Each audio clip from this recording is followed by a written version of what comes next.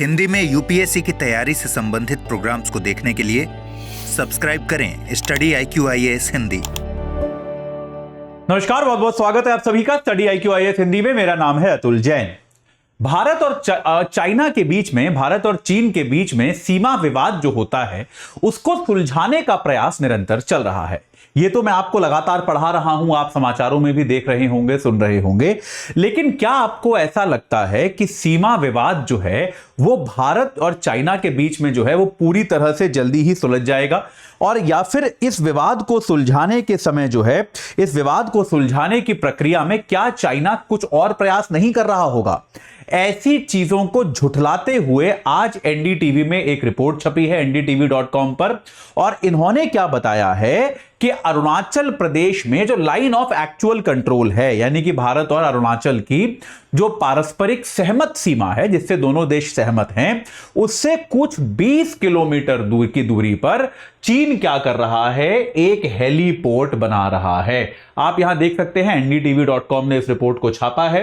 यह new Chinese heliport की एक सैटेलाइट इमेज है, उपग्रह से चित्र खींची गई है, और आप देख सकते हैं एक जो है हेलीपोर्ट क्या होता है, जैसे एयरपोर्ट होता है वैसे ही हेलीपोर्ट मतलब जहां पर हेलीकॉप्टर उतर सकते हैं, लैंड कर सकते हैं, और जहां पर निरंतर हेलीकॉप्टर तैनात होते हैं, ऐसे एक हेलीपोर्ट को बनाने का काम जो है चीन लाइन ऑफ एक्चुअल कंट्रोल से केवल 20 किलोमीटर दूर करने जा रहा है।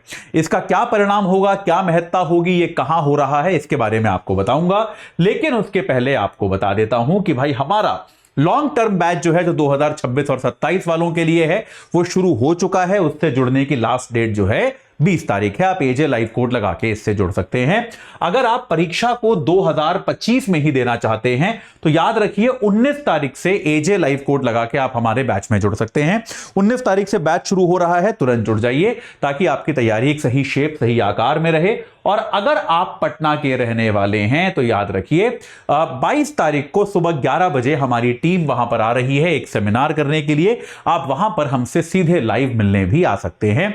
ये सारी सुविधाएं आपके पास उपलब्ध हैं। जो कोर्स आप लेना चाहें उससे जुड़ जाइए, और कोर्स ले या ना ले, इस सेमिनार से में तो आ ही जाइएगा। पटना में AN कॉलेज में है, संडे को सुबह 11 बजे आप लोग इसमें जरूर आइएगा।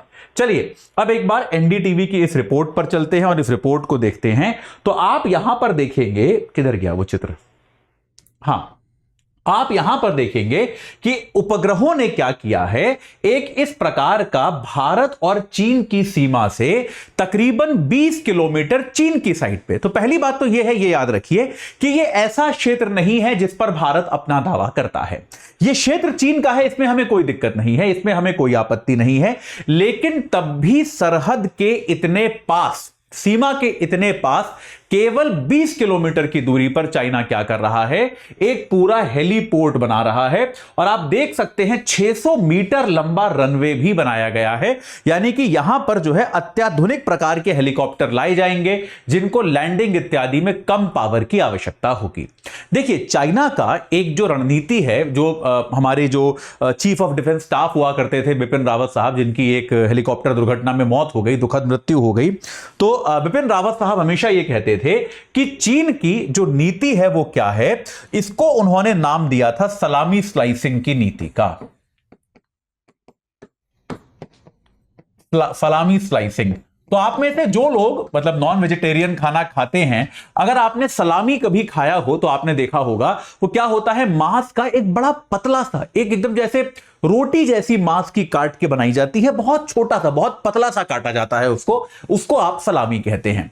तो यही चीज रावत साहब कहते थे कि भाई चाइना क्या करना चाहता है कि मान लीजिए ये आपका सीमावर्ती क्षेत्र है, तो चाइना सीधे सीधे हमले करने की बजाय उसकी नीति क्या है, वो आसपास के क्षेत्रों में बसावट करना चाहता है, आसपास के क्षेत्रों में अपनी सैन्य उपस्थिति बढ़ाना चाहता है, और ये कर करके इंच बाय इंच आपके देश में घुसना चाहता है। तो चाइना क्या करेगा? ऐसा नहीं कि आप पे सीधा हमला कर देगा, आपके देश के इस जरा से हिस्से को अपने में मिला लेगा, फिर अगली बार एक और जरा सा हिस्सा अपने में मिलाएगा, फिर एक और जरा सा हिस्सा अपने में मिलाएगा। तो इसको बिपिन रावत साहब ने सलामी स्लाइसिंग का नाम दिया था, और चाइना ऐसा कई बार कर चुका है। भारत में भी आपने देखा छोटे छोटे हिस्सों पर चाइना कब्जा करने की कोशिश करता है।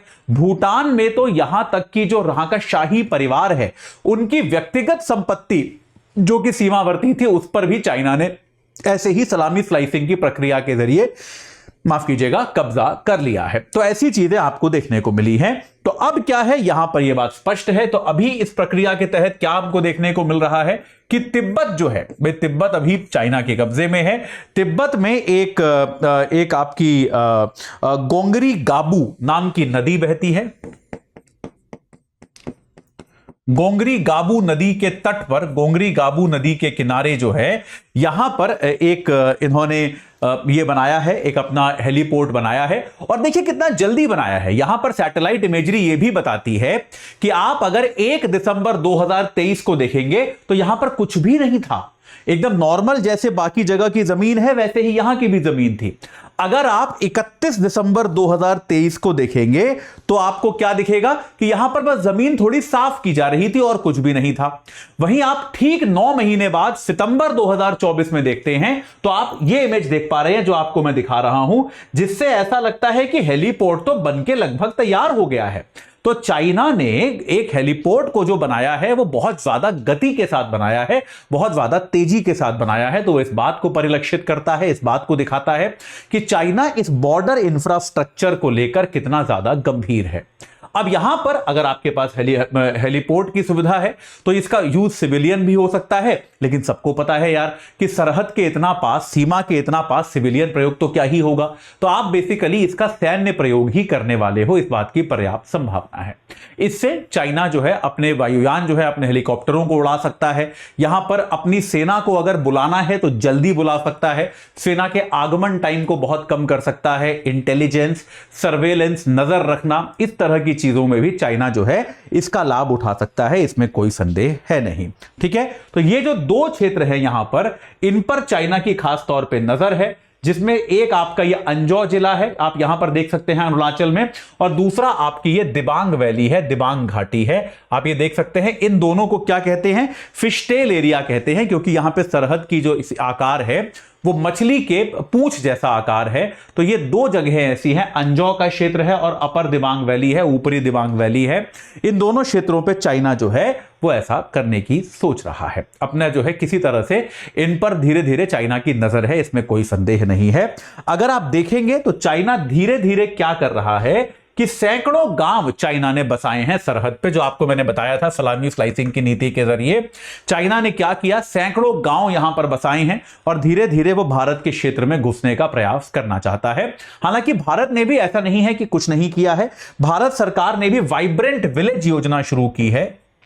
और वाइब्रेंट विलेज क्या है कि भाई हमारे सरहद पर जो हमारे गांव हैं, वाइब्रेंट गांव योजना शुरू की है, तो जिसके तहत सरहद पे जो हमारे 3000 गांव हैं उनकी तरक्की, उनकी प्रगति का प्रयास किया जा रहा है, ताकि ये गांव भी जो है हमारा एक मजबूत फ्रंट बन के चाइना के सामने खड़े हों। इसके अलावा अरुणाचल प्रदेश में हम ट्रांस अरुणाचल हाईवे बना रहे हैं जो करीब 2400 किलोमीटर लंबा है, जिसके जरिए अगर कल को हमको भी सैन्य बलों को एक जगह से दूसरी जगह लेकर जाना पड़े तो हमको भी उसमें ज्यादा समय ना लगे।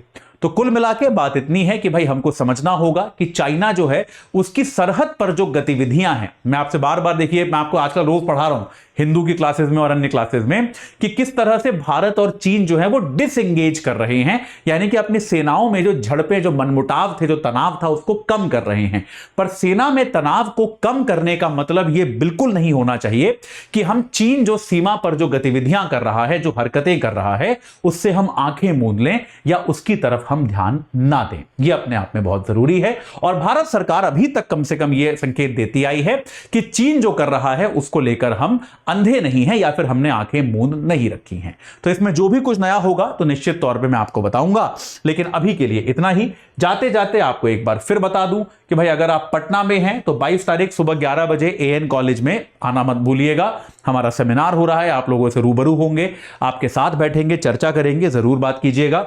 और अगर आप 2025 का एग्जाम देना चाहते हैं तो एजे लाइव कोड लगा के आप जुड़ सकते हैं। याद रखिएगा हमारे P2I प्रतिज्ञा प्लस बैच के साथ 19 तारीख से बैच शुरू हो रहा है। और अगर आप 2026 से 27 में एग्जाम देना चाहते हैं तो लॉन्ग टर्म मॉर्निंग बैच जो है हमारा शुरू हो चुका है। जुड़ने की लास्ट डेट है 20 तारीख, कोड वही लगाना है एजे लाइव। तो आज ही जुड़ जाइए और अपनी तैयारी को सही आकार प्रदान कीजिए। इस चर्चा से जुड़ने के लिए आप सभी का बहुत बहुत धन्यवाद। हिंदी में यूपीएससी की तैयारी से संबंधित प्रोग्राम्स को देखने के लिए सब्सक्राइब करें स्टडी IQ IAS हिंदी।